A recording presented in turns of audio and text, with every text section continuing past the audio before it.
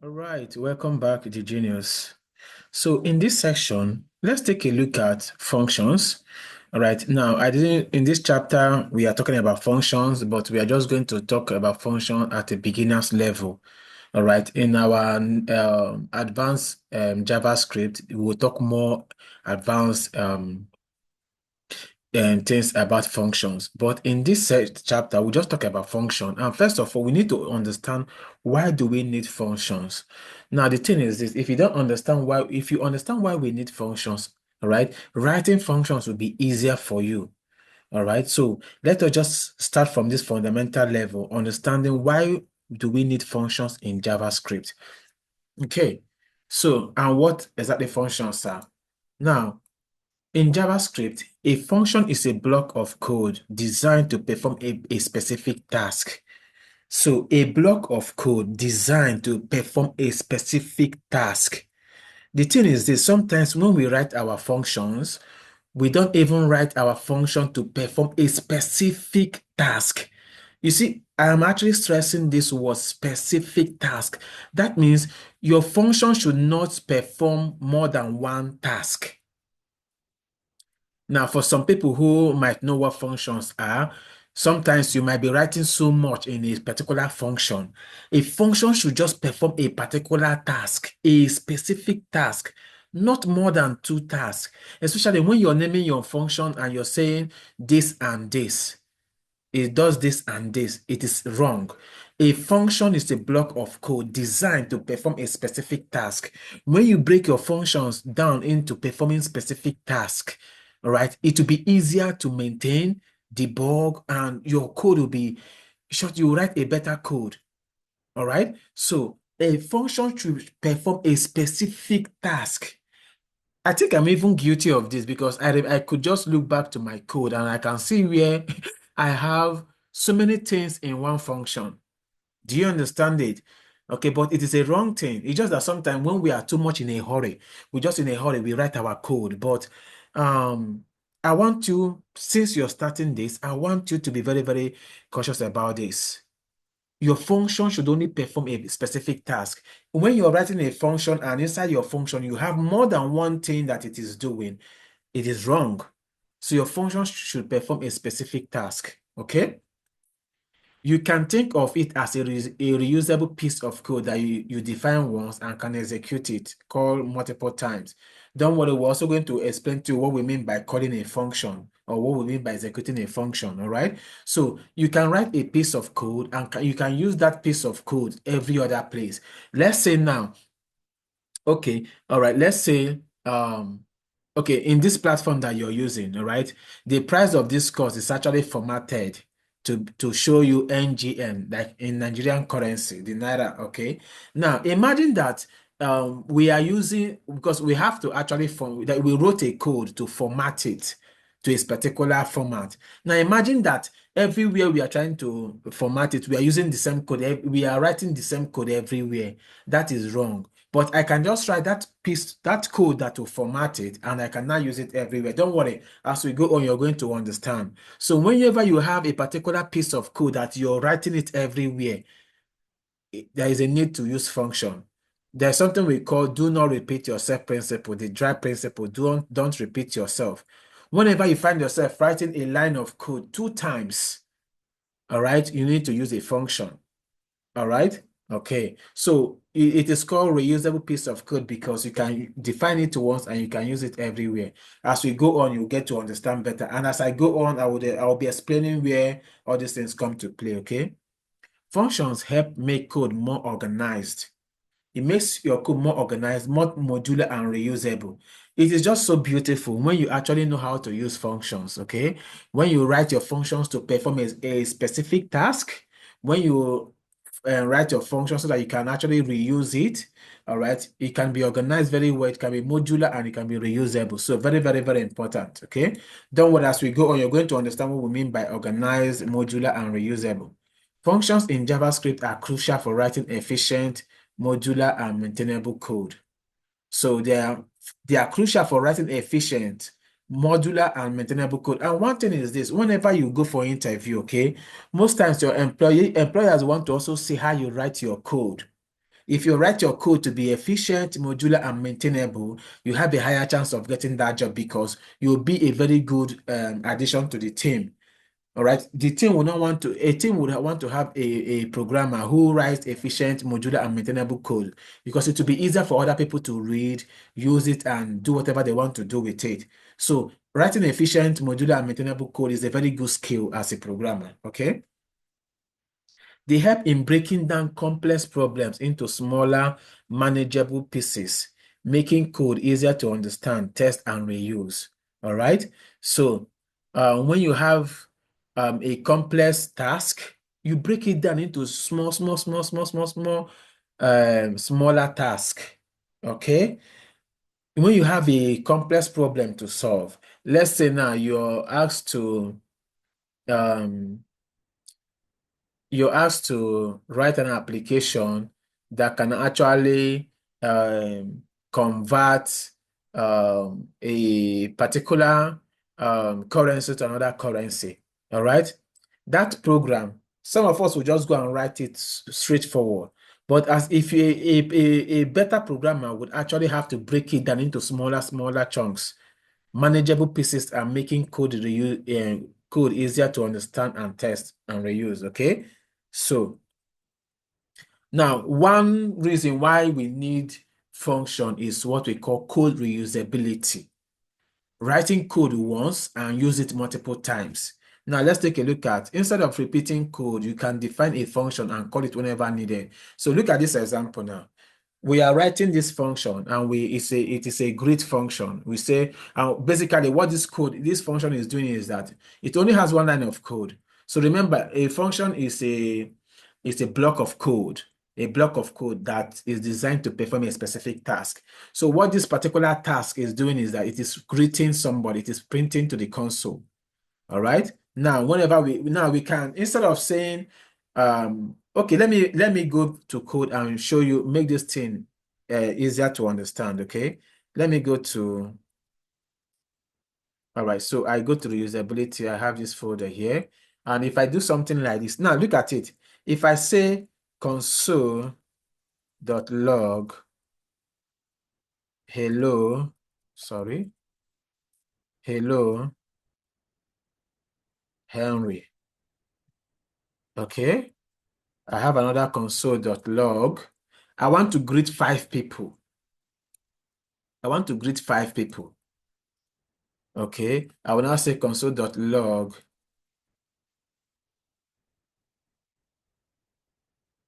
person. I'll say console.log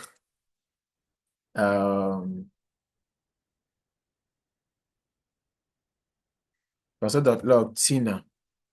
I'll do another one, console.log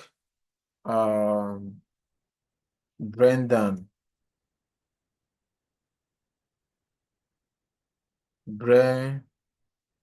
Brendan. I think I get it. I'm not sure if I got the spelling right. Okay. So look at it. We are just greeting our friends. Okay. And we are doing this almost the same thing 4 times. So if we run this code now, of course, it's going to run. It's going to run. And we are going to be printing hello, Henry, hello, person, hello, Tina, hello, Brendan. But don't you think we are repeating ourselves? All right. We can write a code. Now, this is where for reusability, I can just write one piece of code and I'll call that function. I'll say function, I'll call it greet. Okay. And I will just take a parameter and I'll say name. I'll call it name. And so I will just say console.log. Now I will just say, okay, let me use the literal, the template literal. All right. I will just say hello name. Okay. Now, okay, imagine that. Okay, you might say there's nothing wrong here. But what happens when, okay, I'm not going to call this function here. What happens if I want to change the logic? Let's say I want to now say, hello, my friend. Okay, that means for me to change this, just this small thing I'm changing here, I will have to do it for all of them. Is it not tedious? And of course, you could have a block of code, all right? And if you're writing it everywhere, at a time, you might want to make a change. What if you have it written in different files? What happens? So, but if you have it one place, like somewhere in a function like this, you can just make the changes one. Now, if I want to make these changes, now I'll have to do this thing. Okay, let's say I was able to do it instead of all of them, I'll just did it in two places. Now, would you think my code will run well? It wouldn't run what I expected because I want to say hello, my friend, for all of them. But I wasn't able to make all the changes in all of them. So that means I have a default here. This one will not work the way I expected. But what if I have, instead of having all these guys here like this, I take them out and I use the function. I can now say, I will just call the function greet. I'll use this greet so many other, however I want, how many times I want. I could just say, hello, Henry. Okay. I'll just say greet. The name is Henry. Another greet. The name is John. The name is John. Okay. Another greet. The name is Peter. All right. So now I have one logic here. I have this logic here, and I'm just reusing it. Instead of now saying console.log, hello.henry, hello this, hello that. All right. I'm using this. So if I run this now, we're still going to get what we expected. It's going to run 3 times. So this is actually called declaration of the function, and each of this one is called what we call function call. But don't worry, we'll talk about it later on. Okay, so here I am reusing code. This code I have used it 3 times without repeating myself. So what if I want to make some changes? I want to now say hello, my friend. I'll just make that change in one particular place. So if I save now and I run without debugging, okay, you see, just one change, I can make that change in just one place. So this is what we call reusability, code reusability, okay? So that is it. So you write your code once and you can use it multiple times. All right, so function actually helps you do this. Okay, so here we are greeting Alice and Bob, and we are using just one line of code to do that. Okay, now there's something we also call modularity. Okay, now functions allow you to organize code into smaller logical units, making it easier to work with and debug. So when you break your codes into smaller logical units, it's easier to maintain, to read, to debug. It's just easier. Okay. So when you have a complex application to write, you break it down into small logical units in functions. Okay. So breaking a large task into smaller functions makes it easier to isolate and fix issues. All right. So, but before we go to maintainability, let me show you what I have here. Now I have this to explain modularity for you. Now look at this, okay? This is a very long code, all right? But here we broke it down. This is a program that calculates the area of different shapes. So instead of just writing everything in one, right here, we have created a function that is going to calculate the rectangle. Okay. We also have another function that could calculate the circle. So depending on what shape it is, we are going to actually do something. So we will now have another function. Don't worry, this might be somehow advanced for you, but just understand modularity. Modularity just basically means breaking down a complex application into smaller logical units. So now here we now have a function called get area. So based on this, if we call this get area and we give a particular shape, all right, we will now switch on the shape. If the shape is rectangle, we call this function here calculate rectangle. This is where we defined it. This is where we declared it. If the shape is circle, we are calling it. So you might not understand this code, but what I need you to understand is that you use functions to break a complex task into smaller tasks. Okay, this is more maintainable. It will be easier for you to debug. It's just more maintainable. Okay, so You might not understand this code, but that is not the essence of this example. It is to show you that we were able to break. Remember, a function is designed to do a specific task. So what is this function doing? This function is calculating the area of a rectangle. This one is calculating, this other one is calculating the the area of a circle. This one for the triangle. But what of this function? This function is doing a switch on on different shapes. So if you give this function a shape, it can do something for you. It can calculate the function, the shape for the area of that shape.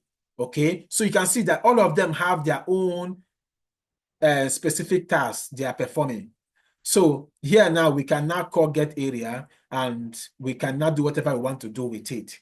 So that is what we mean by modularity. We are able to break a complex task into smaller tasks. Okay.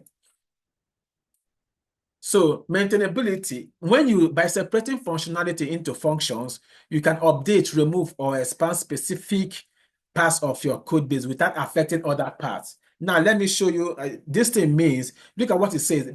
Because of you separated functionality of your program into functions, that means breaking a large complex program into smaller logical units, you could actually update it, you could actually remove it, you can actually expand it, you could actually do a lot. You can actually do a lot with it. Now, if I want to make changes to how I calculate the area of a rectangle, I could just come into this function and make the changes here. So it will be easy for me to update. It is easy for me to maintain my code. Any changes I want to make, I could actually go to that particular block of code, that function, make the changes, and nothing will happen. All right. So it is easier. All right. When you have your functionalities in functions, okay, it is easier to maintain. And maintainability is one skill that you have to be you have to find, you must have it. Okay. Now, well-defined functions make it easier to add new features or fix bugs without causing side effects in other parts of the code. The same thing I just said now. If I want to add a new feature here, I could just come and create another function called I don't know which other shape. I can just create another function to create another shape, the area of another shape, and it will not affect my code.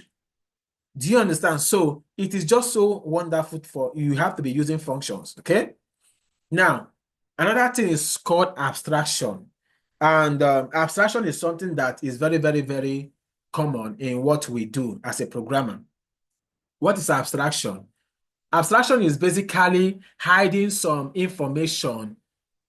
All right. All right. Abstraction, when you abstract something, all right, you are basically, when it comes to computer science or computer programming, abstraction actually means me giving you enough information that you need. I don't need to give you all the information. All right. So when I'm writing a function, you can use the function without knowing how I implemented it. You don't need to know how the code. You don't need to know the code how I coded it. You don't need to know, but I have abstracted the details from you. So functions help hide complex details and expose only necessary parts. That is what we mean by abstraction, hiding complex details. You don't need those complex details. I only need to expose necessary parts.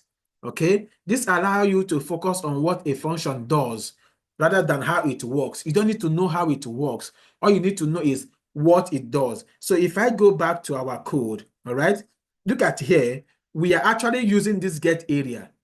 Now, we are using this get area. We don't need to know how this get area was implemented. This get area might not even be in this file, all right? It might not be in this file at all, but we are using it. Yes, somebody has abstracted all the details. All you have to do is that these few things you need to know is that you have some parameters to pass in. We'll talk about parameters in the next section, okay? You just have some parameters to pass in, give it these parameters, and it will do that thing for you. You don't need to know how it works. You only need to know what it does. You don't need to know how it works. So right now, I know that this get area will calculate. What does it do for me? It calculates the area of a rectangle, a circle, or a triangle for me. So that is how you don't need to know how it works because it has been abstracted. The complex details have been abstracted, and you're just using the function. All you have to do is that have enough information to know what it does and how to use it. That is all. You don't need to know how it works. So function actually helps you do that. So let me show you some functions that we have. Let's say I have this string here. If I say dot, there are a lot of functions. Look at all these things you're seeing here are functions. I don't need to know the implementation. Like this function now, all right? Like this function now will convert this whole thing to lowercase or to uppercase. Do you understand? I don't need, what I need to know is that if I call it, I just need to know that what it does for me. I don't need to know how it is being implemented. Okay, so this is abstraction. I'm using this function.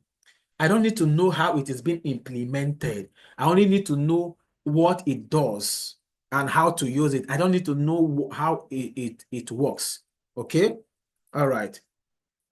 So for example, a calculate area function could handle all the maths inside, while users just need to know what it calculates and what it imputes, or what input it requires. All you need to know is the parameters. We'll talk about parameters in the next section. All right. So you don't need to know the details, how it is being implemented. You don't need to know the code inside. All you have to need to know is that what are the minimum things I need to give to this function for it to do this thing for me. Simple. So that is what we mean by abstraction. So function actually helps us to abstract a lot in our code.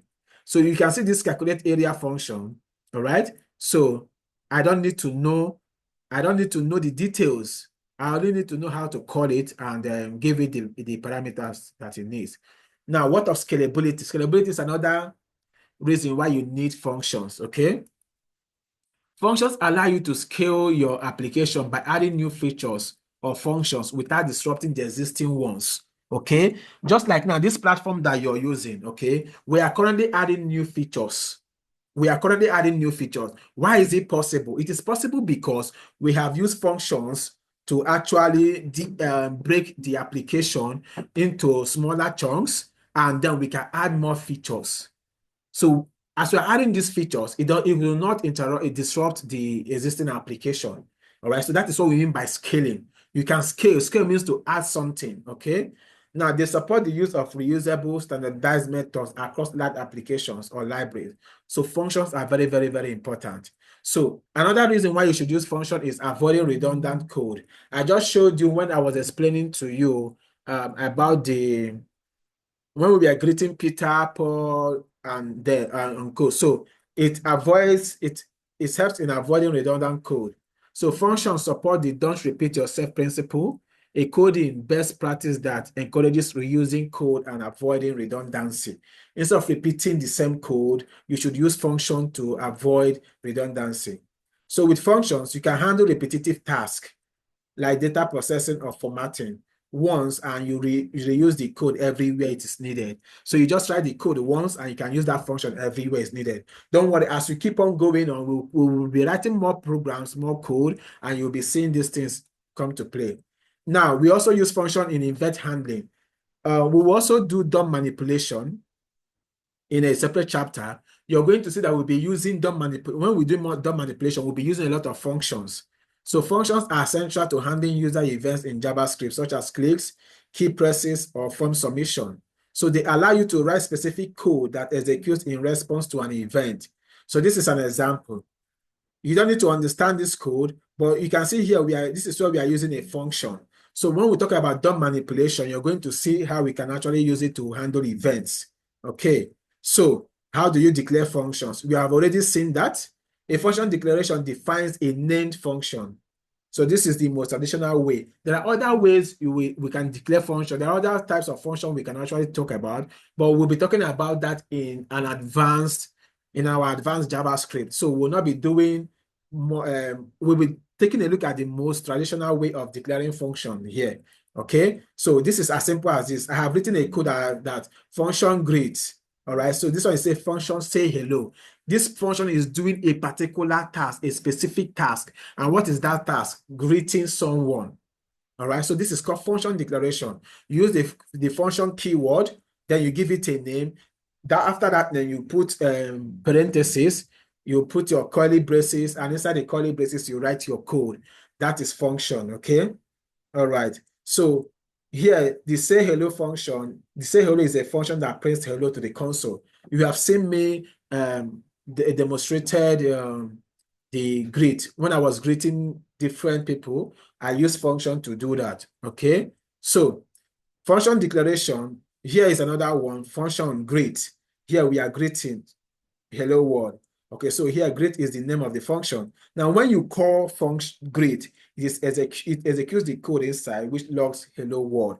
So what do we mean by calling a function? Let me show you something. Here, I declared this function here. All right, this is how you declare a function. But this time around, this function is having a parameter. It's not compulsory for a function to have a parameter. But in the next section, we'll talk about parameters and return types of functions, okay? Here, I am now calling, this is where I'm calling it. So I called it with parentheses, okay? So I could actually have another function that does not take parameter. I could just say function, say hello, okay? I'll say function say hello. And this one does not take any parameter. So if I'm calling it, I will not have to add anything inside the curly braces. Don't worry, in the next section, we'll talk about parameters. Say hello, hello world. Okay. So I can now, how do you call this function?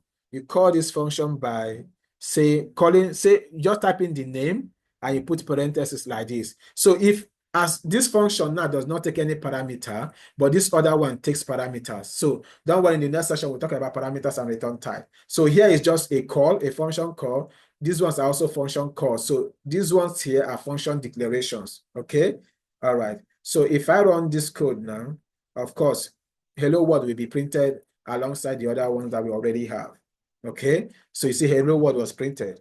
So now calling function is what we have already seen.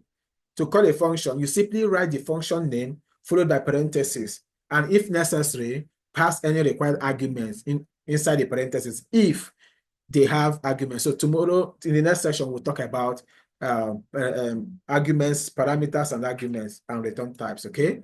So say hello here does not have any argument, okay? And that is it for this session. Thank you very much. If you're confused or you don't understand anything, please reach out to us. Reach out to your instructor so that there will be more clarification. I'll see you in the next section, okay?